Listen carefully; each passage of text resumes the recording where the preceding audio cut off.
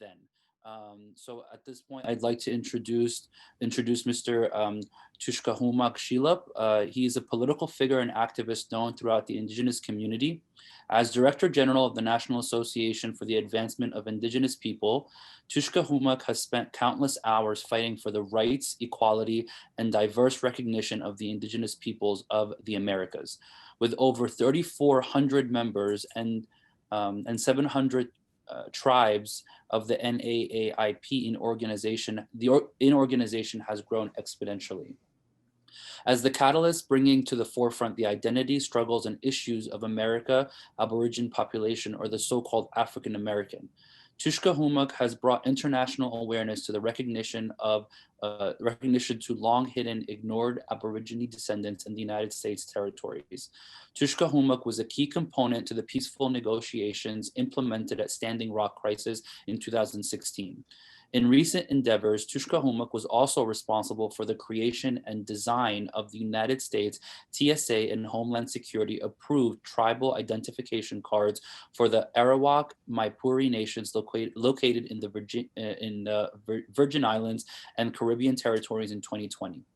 In August of 2020, history was made when he authorized and signed a formal perpetual agreement, the Treaty of Friendship between NAAIP, Maipuri nations, and the sovereign Maori tribal Hapu state nations of, Aturia of the island of New Zealand. As an active IPO member of the United Nations Economic and Social Council, Tushkahumoc has been nominated for appointment as Ambassador for Sustainable Cultural Education for Indigenous People of the United States. To expand that role, Tushkahumoc has created an initial publication collection for children books entitled The Fats and the Lipids, which I'm sure he will be speaking on today. The book Fats and the Lipids targets elementary students in grades K through 5th grade. Ambassador Xelup says there are not enough books that teach our children who they are. We are a lost society of people. These publications will resonate through our children and through their children for generations. So without further ado, it is our honor on behalf of IMCES, we thank you, Mr. Xelup, for being with us today, and the floor is yours. Thank you so much. That way I can hear. Okay, very good. I thank you for the introduction, Mr. Abdullah. I'm believing that is correct. I'd like to say that the young lady that spoke before you, I'd like for her to be my doctor, because she knows what's going on, and it's wonderful to talk to individuals that know what's going on. I appreciate the invitation to speak to you and your associates this morning. It's actually a great opportunity and season for this to take place in this decolonizing climate. You know, we work in systems, and I'm not going to go into who I am and what I do, because we just heard a great deal, and I'm amazed myself at all the things that were said, so we don't need to go into that. But we work in a system that perpetuates colonization. And it's kind of like on autopilot. The system has been laid, and we're simply continuing to operate in the system that was laid for us, which is a very destructive and degenerative system. With this invitation to discuss the effects of decolonization on indigenous people and their mental health, it's a prime opportunity for us to address a lot of issues in a short span of time. I've been working with indigenous people for quite some time in various parts of the country in North and South America. And I find that most of those people, when we think about decolonization, most of those people are not necessarily in line to trust that word. They're not in line to trust that word because it's attached to colonization. And that is a fearful term for us because we've been living it for so long. Indigenous people don't trust the system, as most of you probably already know. And this thing of decolonization talk and structure that's being put in place, I believe that it's going to bring forth some results if we step forward to do the right thing. And the right thing is decolonizing education. If we move forward to decolonize education, we find the truth. We find the truth in all things. It may be a painful truth. It may be a truth that terrifies all of the status quo and America, the world. But decolonizing education allows us to access the archives, important information that refers to the culture and history of the indigenous people of America, and not a story that begins in the 1700s, but a story that goes back further. And we don't have to go back thousands of years. We can go back to 1447, when the Pope issued letters of papal bull to France to colonize America, meaning go and take over that country. And France did exactly that. And in their process of doing that, France supplied blankets and coats. Now, you may have heard the narrative before about the blankets and coats that were provided to kill the indigenous people here in America. But what you didn't know is that those indigenous people looked like me. They were not the smooth-haired people that we see today classified as Native Americans. Native Americans is a new construct, a political construct that came about in the late 1700s, so that a group of selected individuals that fit a particular profile could be utilized for the purposes and intent of the United States government to maintain that it was protecting the indigenous natural inhabitants. But prior to that 1700 and 1530, those smallpox blankets and coats that were brought from the South, they killed nearly 89, 90 million people that look like me. This is America. This is the America that our children need to know. We need to forget about shame. Forget about what took place and the struggles that took place. Reach a point to where we recognize again that we're human beings and that we have a right and that we have a duty to uphold human beings,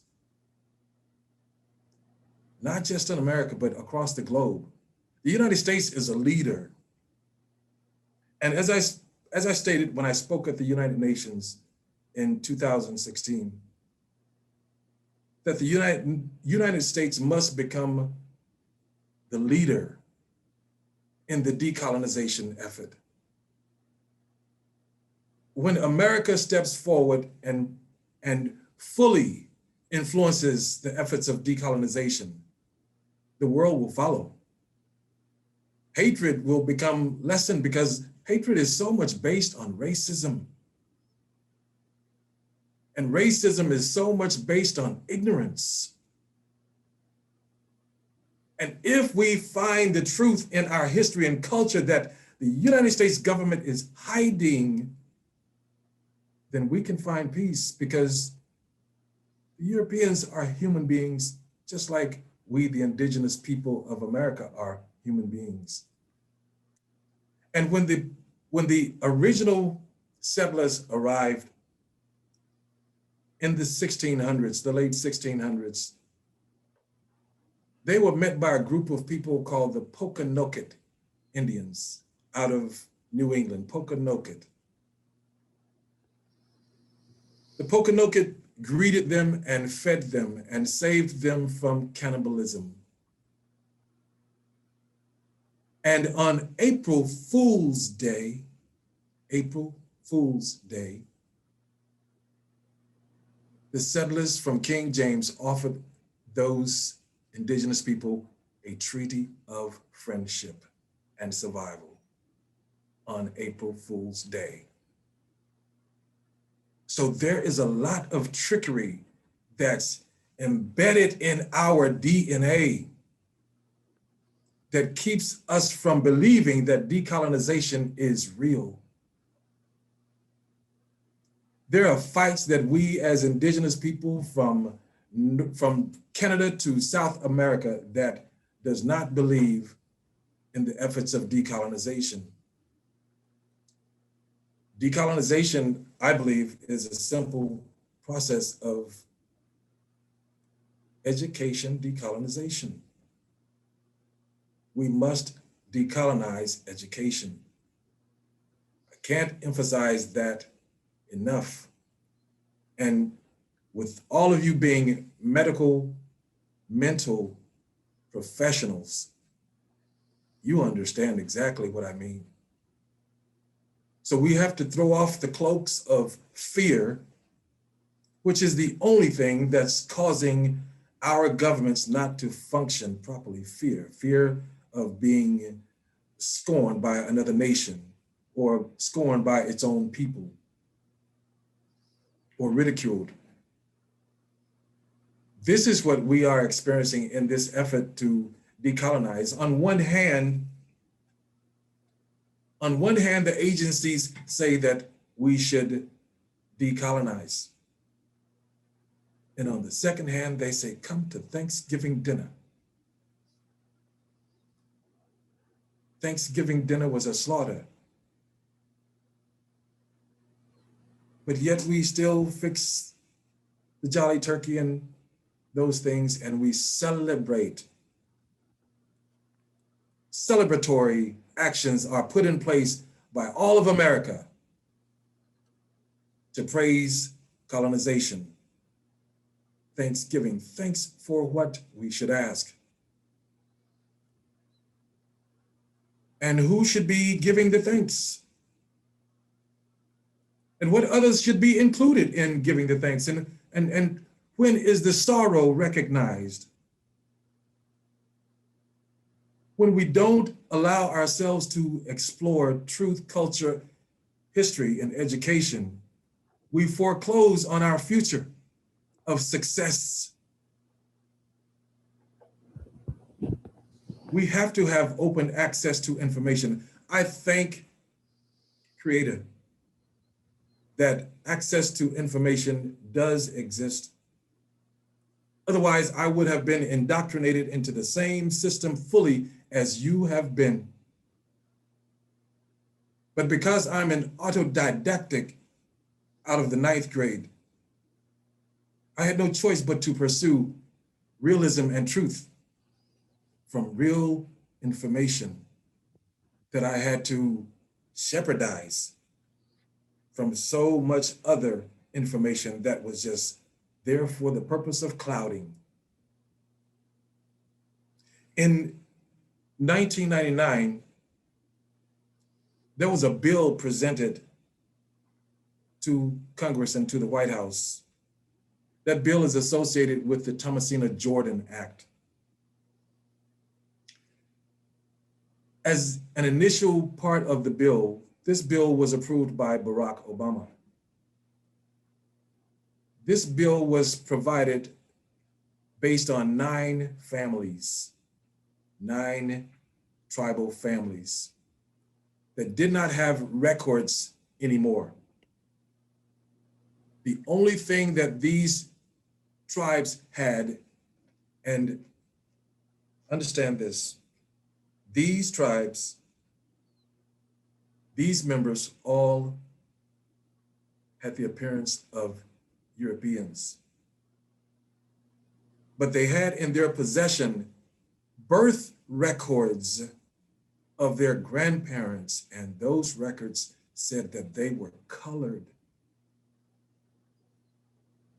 There are hundreds of thousands of people across this country with birth records that say colored, and they are classified, misclassified as African Americans. This is genocide. and we say we want to decolonize, the only way that we can decolonize is we must explore the truth of the region that we're attempting to decolonize. Therefore, we know the truth of the people that we are assisting to become decolonized from the traumas of colonization. We have to seek the truth. That's one of your first lines of protection as a mental health provider, is to get the truth from the individual that you're speaking with so that you can then provide service to him to aid in his betterment. So you are along the first, and you are the first line of defense as agency members, as a vital part of the agency to protect those who have mental health issues and those who may come in contact with those with mental health issues. We have to know the reason why. And the reasons run deep when you get into indigenous people. And without knowing their culture, no mental health provider should step into that arena to discuss anything with that individual, in my opinion, without knowing the culture and where that person came from. Because he's living out an existence that predates the date of his birth because of genetics. So we have inbred fear, inbred concern, oppression, anger, and animosity that exist truly with those that call themselves Black Lives Matter, because Black is just a description. These people don't know who they are. They don't know where they come from. History can reveal so much, but we have to be those who step forward and say, we demand decolonization in education. There's nothing more profound. When I worked with the Pokanoket initially in 2015, when I first met them in Massachusetts, they didn't quite understand how to regain their rights. Every year, Rhode Island was hosting for them what they call the Strawberry Festival. The Strawberry Festival was held in one location, and less than a half a mile down the road was the actual lifelong natural habitat reservation where the Pokanoket came from, but they were not allowed to access the land because Brown University purchased it from Roger Williams of the Roger Williams University. So these people had to initiate a sit-in and bring many Indians or indigenous people from across the country to sit in to demand that they had a right to their land, that they had a right to the seat, the actual location where their Massasoit, King Philip, they called him, sat. The same King Philip that signed the treaty with King James for the Pilgrims to exist. These people were not allowed to access their own territory and had to fight for it.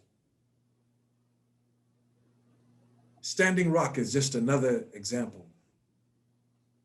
We're talking about repatriation when we talk about decolonization. So if we're going to start talking about decolonization, we must understand what repatriation is.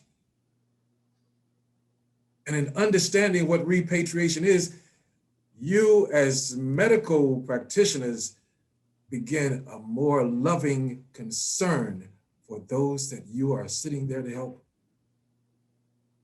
because we are traumatized.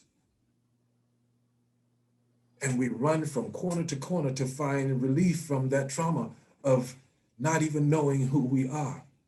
So if we don't know who we are, in that instance of indigenous people in America, then there's no way that you could ever find out as a medical practitioner to know what is going on with our ailments. Mexicans are American Indians, but they classify them as Mexicans. Those same Mexicans are not aware that in U.S. law, healthcare is provided to Indians and those who are recognized as Indians, those who are brought forward by Indians, and Mexicans. Now, why does the United States government give all the rights in its law, all the rights of Indians to Mexicans? Because they have the true information. They have the knowledge. They know that Mexicans are American Indians. All of those living in the insular territories of America are American Indians. If you type in your dictionary Arawak, it's going to say American Indian. But because the Arawak are so dark, they are ignored by the United States. Their territories of the Virgin Islands taken over without even a question of can we be here. 1921, that island was given to the United States as a gift.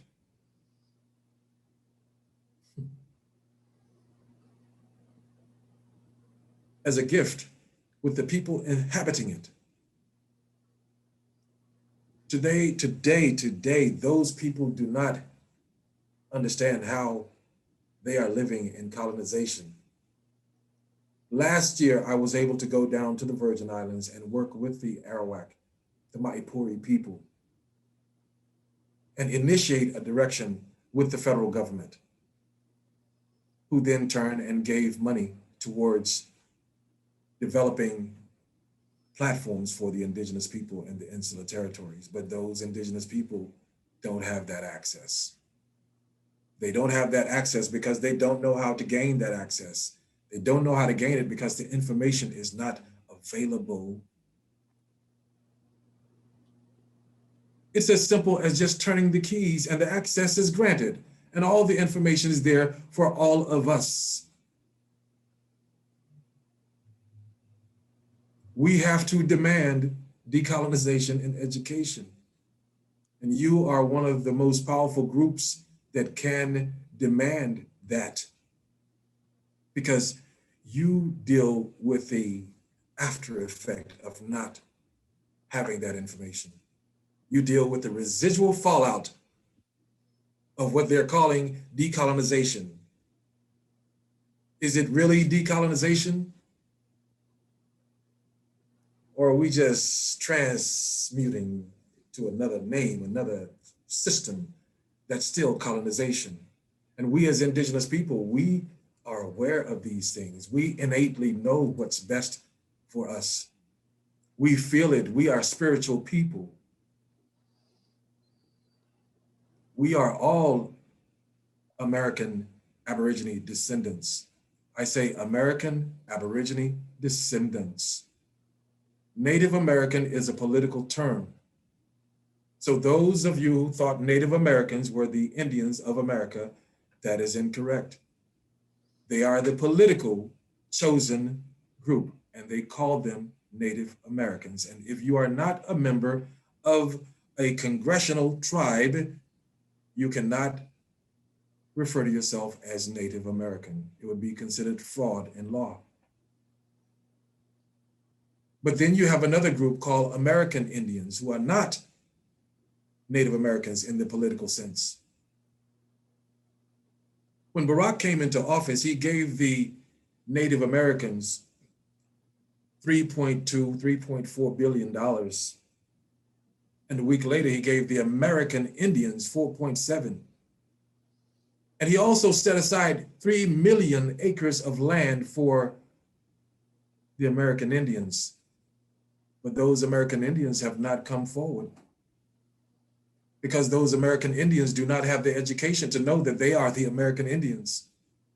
But that land is set aside so that it cannot be taken, that it cannot be utilized as part of the US debt. So it was set aside by the Barack administration. Barack was a very good person for the indigenous people.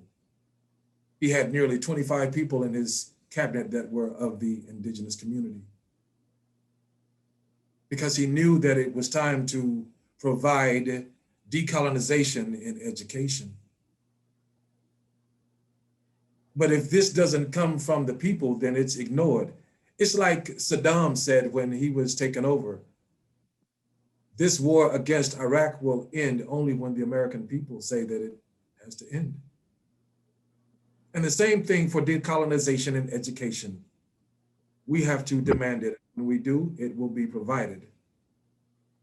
And then we'll have a much more harmonious environment because you as providers and other agency representatives will have knowledge, true knowledge of why this person or these people are feeling this particular way, generation after generation. This entire process of decolonization caused me to reach a point as director of NAAIP. When I started with NAAIP in 2014, I only had maybe a very small amount of members, maybe 63. We're into the thousands now. And it wasn't because I spoke lies to them. I spoke verifiable truth. And thousands of people verified that truth and are changing the narrative of what is an indigenous person in America specifically. Because we don't know, we've been hoodwinked, bamboozled as a term goes. But there's no sense in us being that after hearing the information that I'm sharing to you now, you should invoke upon a study. Verify so that your heart knows, so that your intellect has accepted the truth, so that then you can expand that in your practicing circumstances. There's no way to understand helping these immigrants that they call Mexicans unless we recognize the true history of them. They're not running from something, they're running to home. Coming to America to come home. It's in their DNA. They cannot help it. There are many opportunities in Mexico for economics. But when you're driven to come home, you're driven to come home. I believe that we should all begin to take up an effort to understand what decolonization really means. Because at the end of it, it's a frightening story, a frightening story. But as practitioners, you need to know those frightening stories so that you can help the people that you say you want to help. It won't help just having your degrees, because your degrees can't explain to me why I, as a child, heard people refer to my grandmother's sister as Big Chief Wacom Wacom.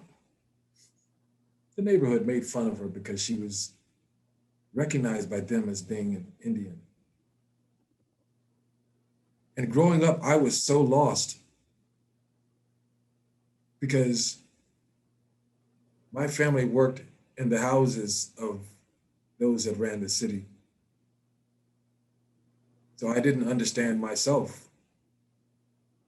And I thrived so heavy to be something different. Didn't know why. And by the time I made it to the 7th grade, I had changed my name 16 times.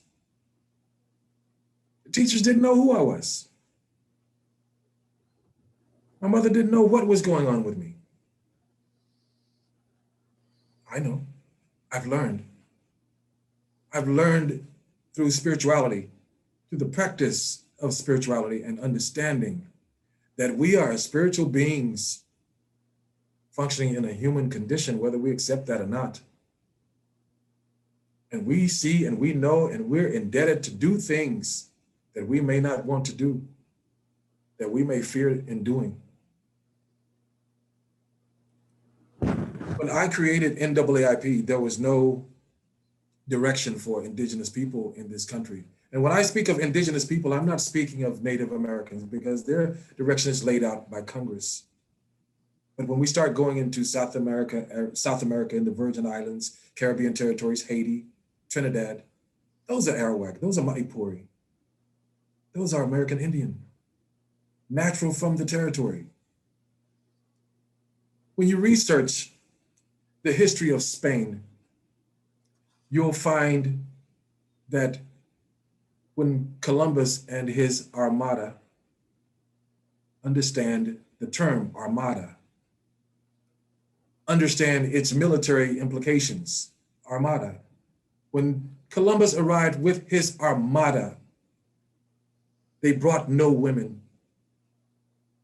And all the inhabitants that they found in the territories were Black.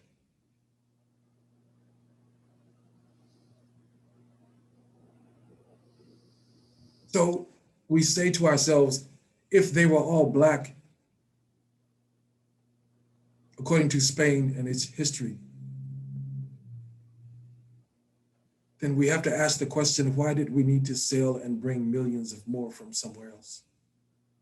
And in the process, why did Paul Cuffey out of the Massachusetts Shipping Company ship hundreds and hundreds of Negro out of the colonies in the 1700s? Why ship them out to create the country called Liberia?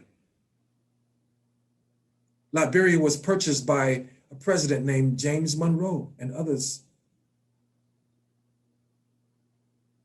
And they immigrated thousands of Negro from America to Liberia, from America to Liberia, to remove them from the country because there were too many of them still here.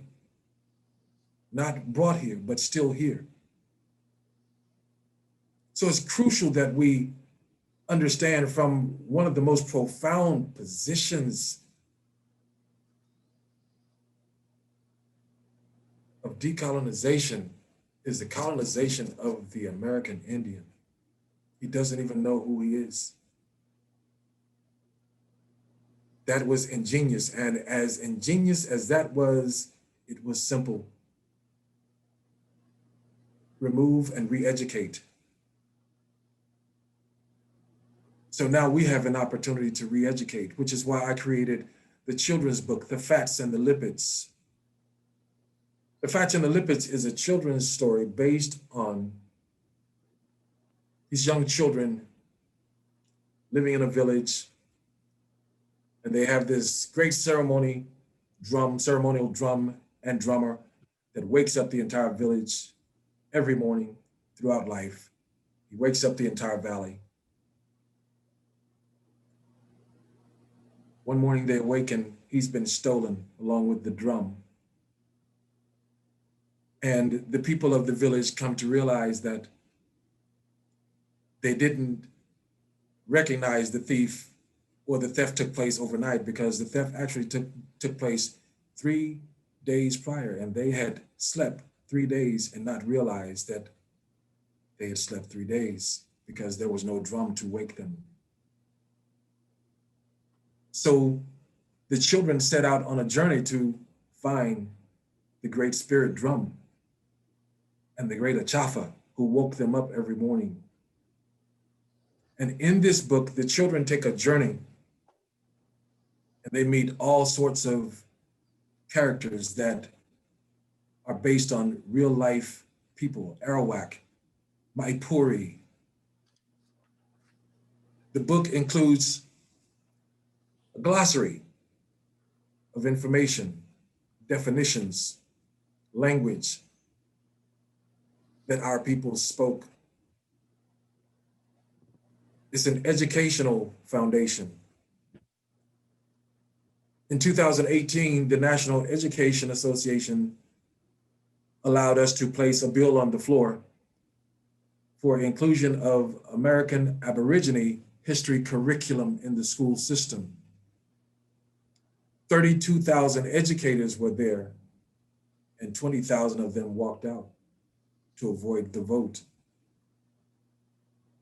California voted unanimously for American Aborigine history curriculum, along with Hawaii and Arizona. So you are in the right location to demand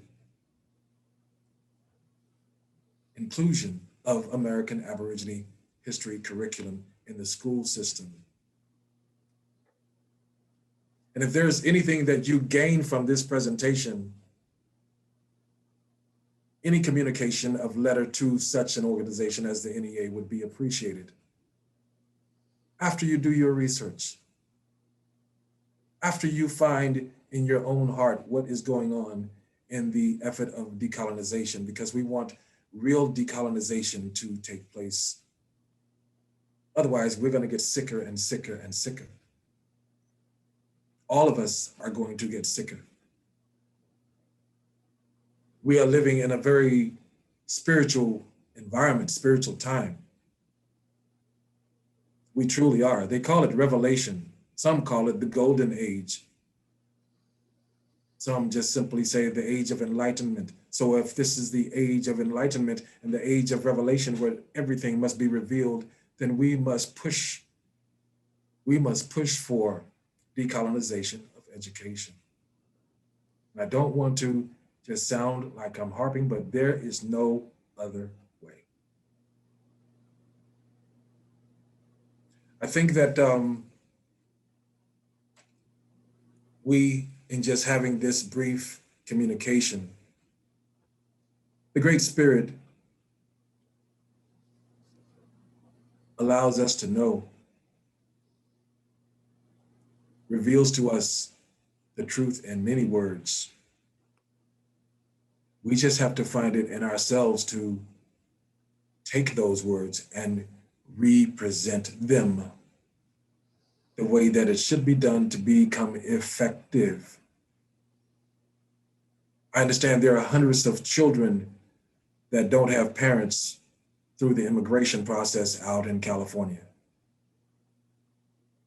We have to know the culture and history of those people, because we can do enormous things for those children right now if we knew their culture.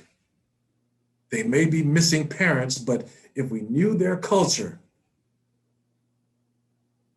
we could make them a little bit happier, make them feel a little bit safer, because we're on common ground. But without having that common ground, they're terrorized and terrified of you. And all those who say, I'm here to help you. So we really have to take a re-examining on this occasion of Thanksgiving and be thankful that we've received information that's worth a Thanksgiving. Because people believe in you. People believe in mental health practitioners. I know so many people that are subjects of that particular system, your system. You've got to add some real serious love and concern into that system. Like Miss Love. I know Miss Love, and she's very, very, very, very sincere about all of the things. I've watched her for years. And she's the most sincere and dedicated woman, matriarch, person, without any question. I've sat back and said, how could she do this? How could she be that? But she's sincere. You all must become sincere. They call her people Puerto Ricans. The port of riches is what the Europeans call that place, the port of riches. So she and her people cannot be port of riches. They cannot be port of anything, but only education, knowledge is going to bring us to that point, to where we stop disrespecting one another. One another. We can switch the clock back. Normally, when I do presentations, I'm a bit more energetic because I'm usually fussing at people. But with your director coming forward and speaking the way that she spoke, I know that you guys understand, because she's got heart. Something about her, and she just exploded without even exploding. Her words were the exact words that explained who I am and what I think and how I feel. So I know you got a heart, otherwise she would not be dealing with you, because she's showing energy of heart. And I see that. And I fell in love with that when she stood there talking, that energy of heart, of love. That's all you guys need, because love will motivate you to find the truth. And when you find the truth, you don't know how to not stand on it.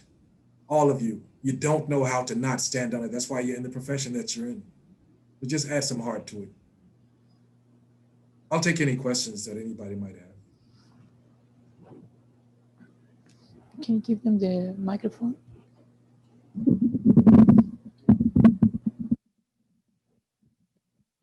Thank you so much for your time. Truly, it was an inspiring. Just hearing you talk, Mr. Xelup, is just incredible. And so at this point, I'd like to open the floor up for the room and also us here on Zoom. We just want to make sure that everyone has a chance to ask a question. So if there's anyone in the room that would be able to field the questions, is that possible? Yes, we do have microphones. Yeah. Now. We have microphones. Oh, perfect. Okay, awesome. Thank you all so much. Go ahead. I'll start with the question. So, hi, Mr. Tushka. My name is Christine.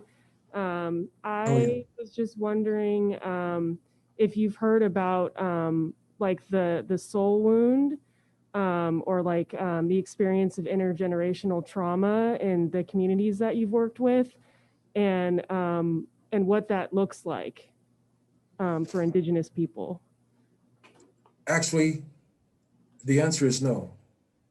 You are my first opportunity at speaking concerning mental health and decolonization. My fight is normally in the agencies like Homeland Security to make sure that our people are able to travel from one place to the other, and that they're protected and not forced vaccinations, and their land rights protected and things of that nature. So I've been blind to this particular corner that is so important to the entire process of decolonization. And I'm just truly in learning mode here. I've spent the past 72 hours since I was invited researching what you research and trying to learn some of what you've learned concerning mental health and the treatment of mental health and Indigenous people. So I have a lot to learn in that area. It's been, I'm so thankful again, because it's an awakening for me. It's an awakening to such a degree that when I travel to Mexico City next week to meet with the president of Mexico, I'm going to look at him differently. I'm going to look at his government differently. And I'll have different questions, because you are causing me to research and prepare different questions that are more meaningful to the progression of indigenous people, because without the mental health component being addressed properly, it's a tremendous uphill battle. And now that you've invited me to it, I'm so elated about it. And I want to just absorb it and learn as much as I can, as quickly as I can. So I'm definitely in line to learn what it is that you're speaking about, and would love some information on that. Yeah, I'd be happy to send you some articles about intergenerational trauma and historical trauma. I'm actually doing my research on suicide prevention with Native American youth for my dissertation. So I have a lot of resources, and I have your email address, and I'm happy to send some of them your way if you think that would be helpful. Very good. Now, and understand, I don't understand intergenerational trauma from the medical standpoint, but witnessing and listening to the stories of my members across North and South America, I definitely see where the trauma is coming from and how the people feel about being traumatized and being traumatized for generations, and why they do this and why they do that because of what happened then, or that sort of thing. So I'm very much aware, and you have now introduced me to a more clinical approach to it. So I have to up my game in talking with my people. I appreciate that. Thank you. Hi, Mr. Xelup. I have a question. What are some of the challenges that you've been confronted with since you started advocating for the indigenous people? The greatest challenge is lack of information, access to information, access to real information. And in my case, I was fortunate to have gained access even when Barack was in office, because one of my family members worked for Barack, and so we were able to gain access to a lot of documents and files that were not accessible to the public, and then we got them and we made them public. So I would say that the greatest challenge is definitely education. And I don't want to say the people not being educated, because there's no education for them to be educated on that would be proper. So the biggest challenge is education and creating awareness that such an existence is there. That's been my greatest challenge. Okay, and thank you so much for the kind words. I appreciate that. Yes.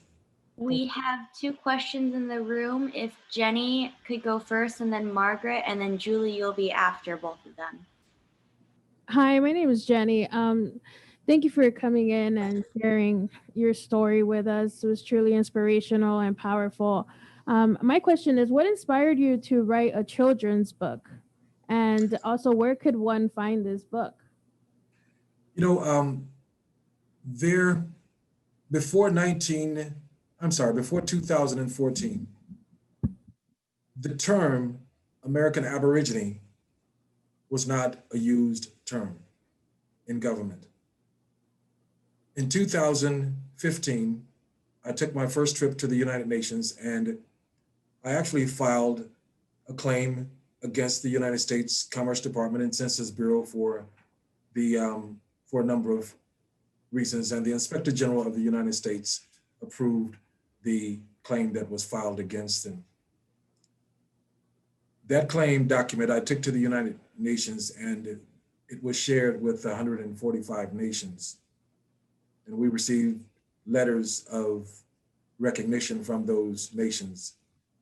And the ambassador of Liberia cried on the floor.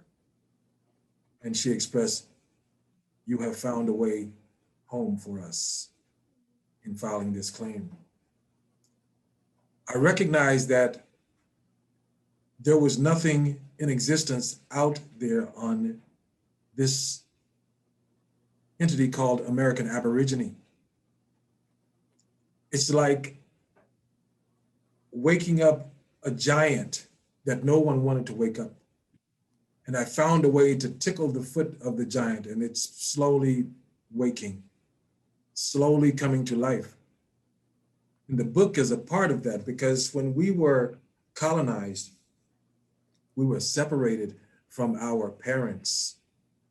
The ancestors were separated, children and parents, and the children were taught in separate schools and placed on separate plantations and things of that nature as a part of the colonization process.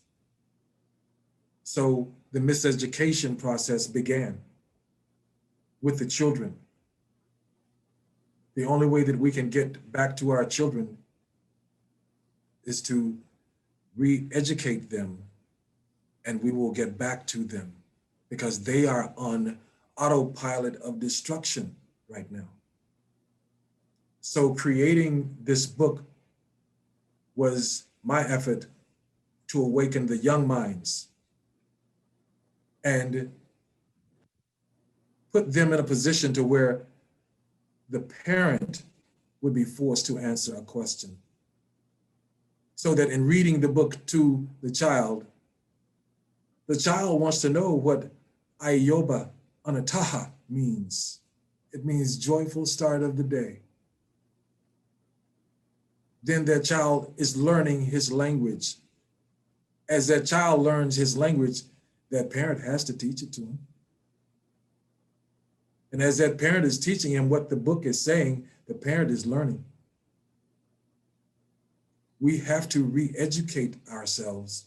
And the fats and the lipids is the first of many steps to come to re-educate our population.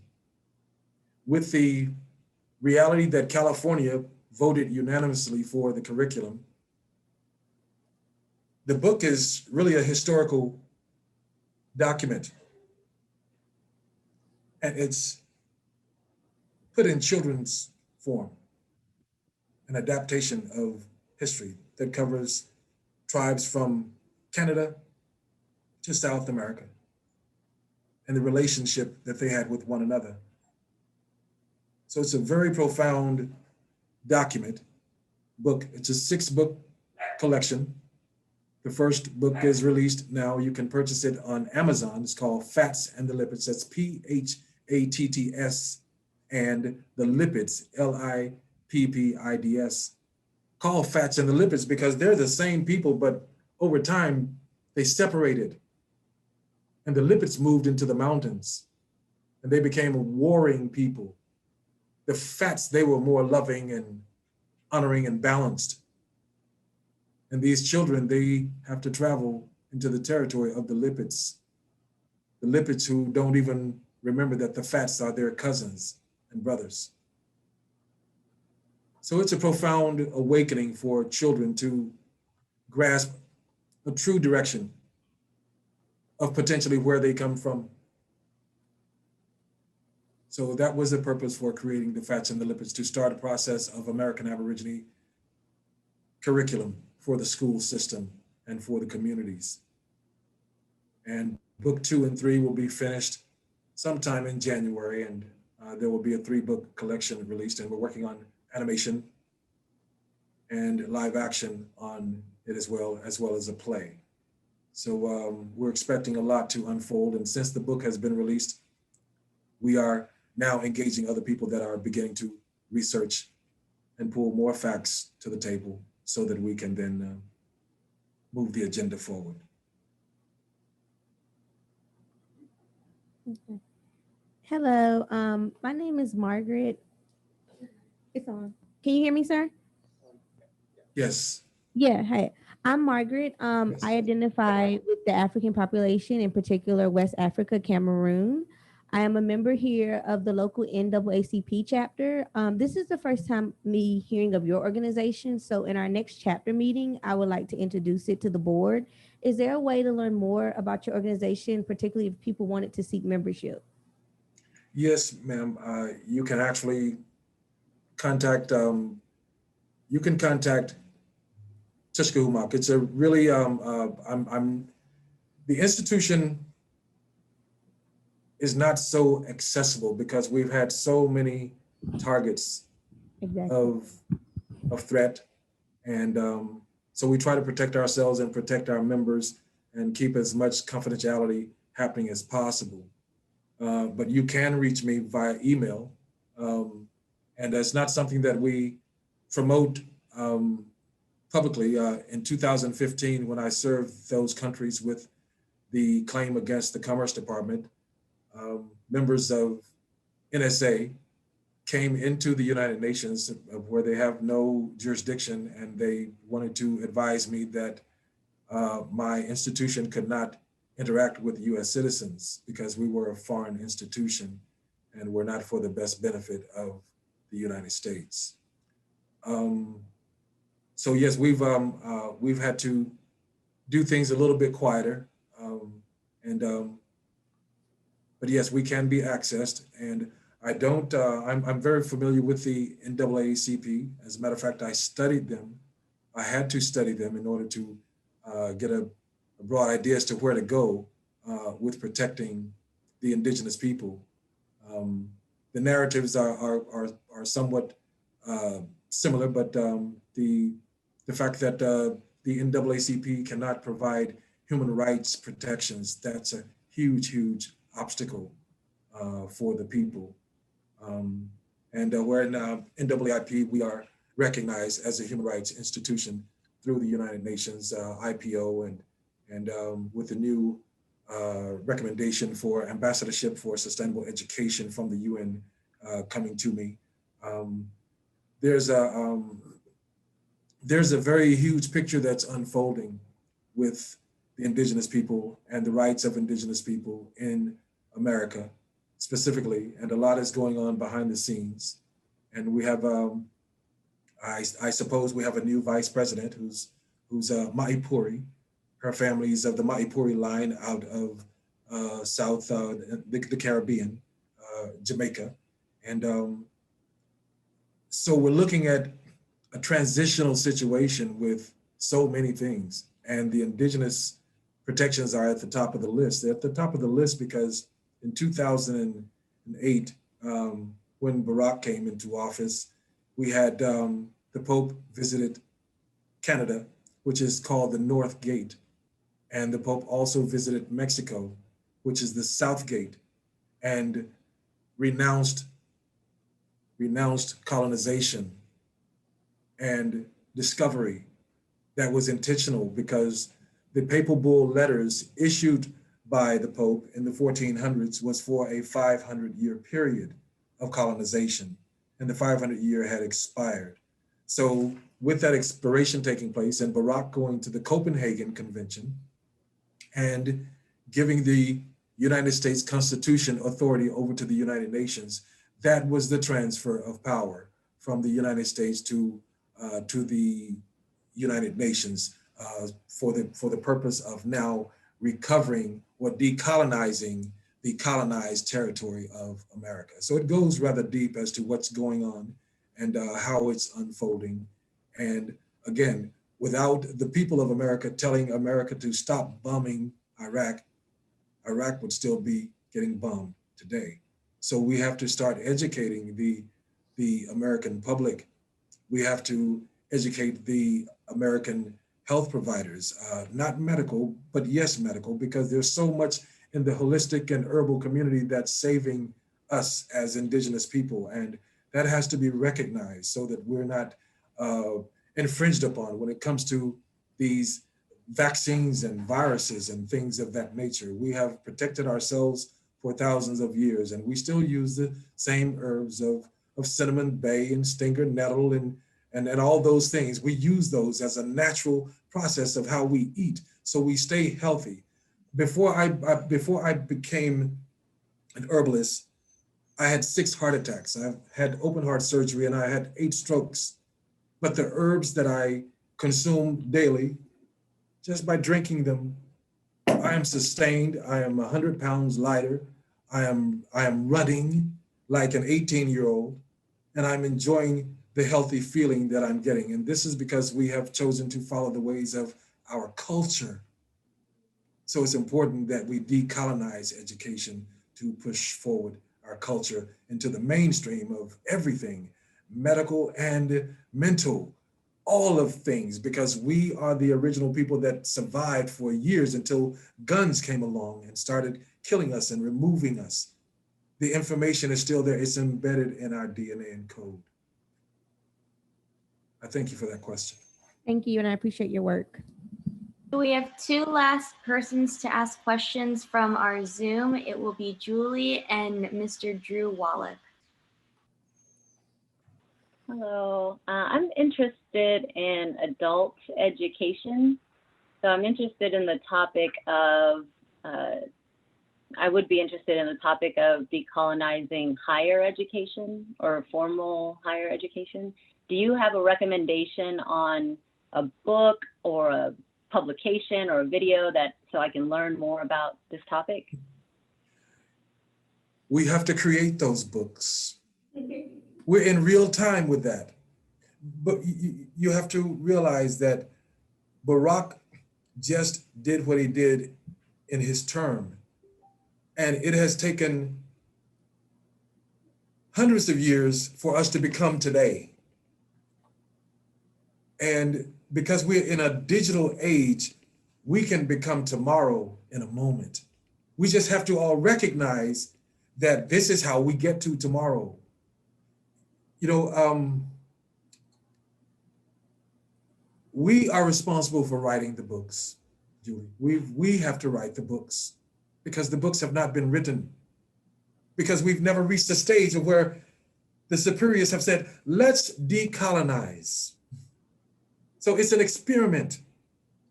So we have to take up our role in research and write out what we have gotten from the experiment and share that with others. And Tushkahumoc can't be the only one who's pursuing writing books. It has to be all of you who are sitting and listening to this conversation. Research Columbus and write a book about his exploits. And if you read and research Columbus, you will give us a plethora of wealth so that we can move forward, because we have chosen to research the truth and not accept what's sitting there and laid in the forefront for us to follow because of white supremacy. We can't. We have to change the narrative, and we're being allowed to change it. But if we don't take the opportunity to change it, why do we even need to have it? Everything that happens in society has to be noticed in law. What I mean by that is whenever a government is going to make change for its people, it has to announce it. So for us in America, it's announced through the movies, through news broadcast, and through all sorts of other media, but it's announced. And just because they didn't send you an official letter does not mean that they didn't announce it. So they want to quietly, secretly announce it. And if you miss it, you missed it, but they did announce it. So we have to really apply ourselves to what is going on and how the colonization took place in order to decolonize. And it's through every method, the fats and the lipids, the book that you write, the book that the next person writes, on and on. And we have to do it quick step because we are in the age of the golden age, Aquarius, we're in enlightenment. We have so many young people who they are of a higher thought process, but the drugs and alcohol keep them banished and away from those powers of becoming young ex-men and women of innovative thought and direction. And those are the people that you're assisting. And we've got to somehow find a way to not medicate them with, we have to go traditional. We have to start seeking traditional, because when the brain is receiving the right nutrients, it is healed and the cells reproduce properly. And when we feed the body the right thing, this ache over here that we have at our side, it doesn't exist anymore. So we're able to think clearer. When we remove all the parasites from our bodies, our brain fires differently. But because we are so infested with parasites and toxins, it kills the mind and the body just falls to the wayside. So we've got to re-examine how we are treating ourselves, humanity. That's what we've got to do. And we write about it, because the lady down the street has no idea what I'm talking about. And the people in the next city, they have no idea that I'm discussing this with you. But when we write books, we create avenues for that news to travel a little faster, especially in this digital age. The Fats and the Lipids was just released, and it's overwhelming the amount of people purchasing the book. They're purchasing because they're supporting decolonization in education. So I hope I gave you an effective answer. Yes, thank you. Yes, thank you. Hi, my name is Drew Wallach. I'm I'm the attorney here that is working under the DV program. And part of our training for working with being the best advocate for those suffering from domestic violence and intimate partner violence is with the aberration of, with the Aboriginal. yes, thank you. I didn't want to say that. And I also, as an activist and advocate for the LGBTQ community, everything that you were speaking of, which is so passionate, and thank you so much for this presentation.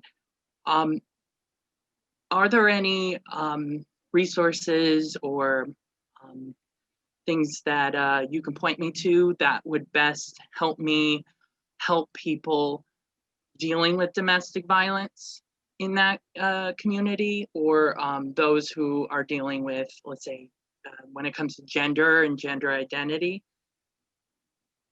Here's what I can say to you, Drew.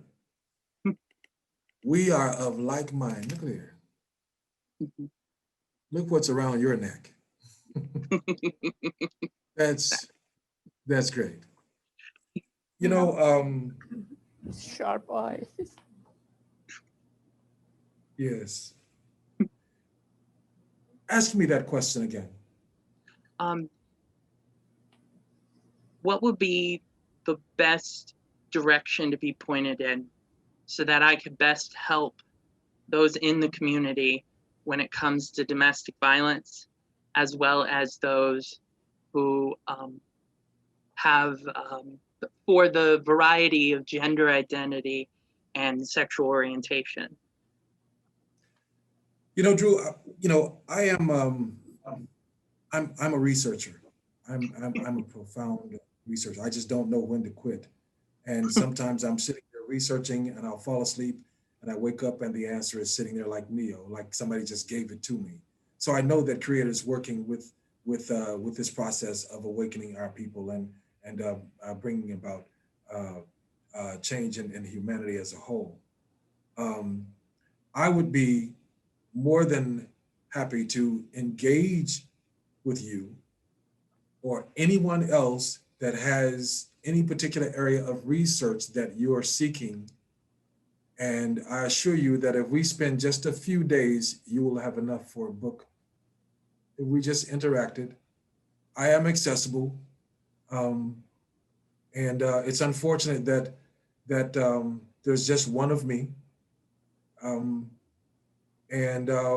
Recently, as a means to boost up the protections and rights of the indigenous people in America, the treaty with the Maori of New Zealand was done for that purpose. They will be establishing locations here in the United States because of that. And a new treaty was just signed with Malaysia. A $20 billion economic treaty was just signed. So we're moving into a place where greater things are developing for indigenous people.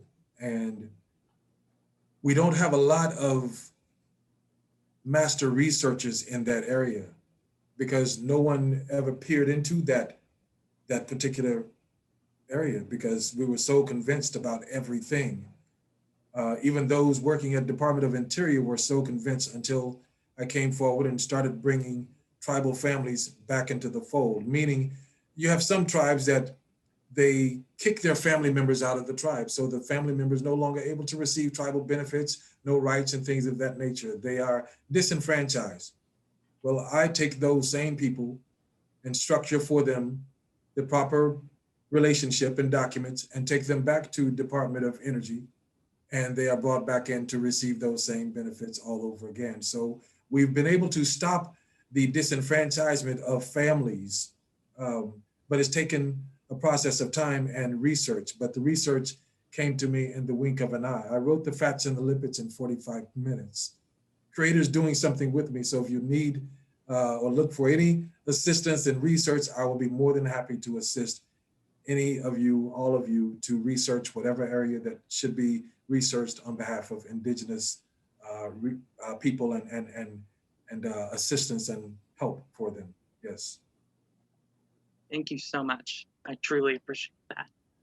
And I mean that when I say that. If you contacted me today and put me on edge to be research something today, I assure you, before the evening is out, you'll have quite a bit of stuff sitting on your desk, because Creator moves that way. So don't hesitate, not any of you, if you need any assistance in finding information. Thank you so much. Thank you so much, Mr. Xelup. We really, really appreciate you being with us today. Just your eloquence, your passion, and the way you spoke about Dr. Peer is exactly how I feel about you, and your passion and knowledge. So thank you for guiding our discussion, and thank you for educating us and for honoring us as well. And I'd like to turn it over to Dr. Peer now, who I think has some closing words for you. Very good. Mr. Tushka, Thank you.